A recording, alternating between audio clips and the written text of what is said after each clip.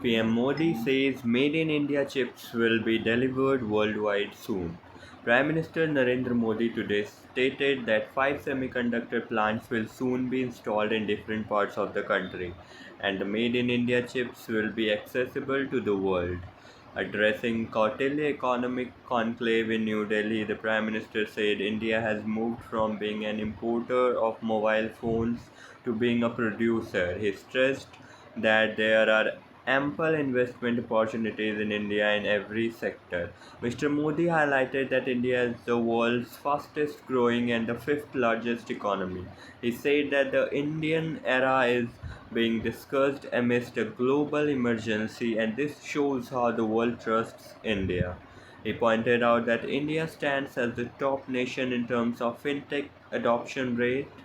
He noted that half of the global real-time transaction happens in India, and the country is the largest manufacturer of two-wheelers and tractors and the second largest manufacturer of mobile phones.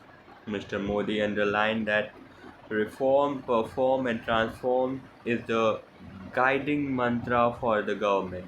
He asserted that the confidence of 140 crore Indians is the government's strength and expressed commitment to bring more structural reforms for the betterment of India.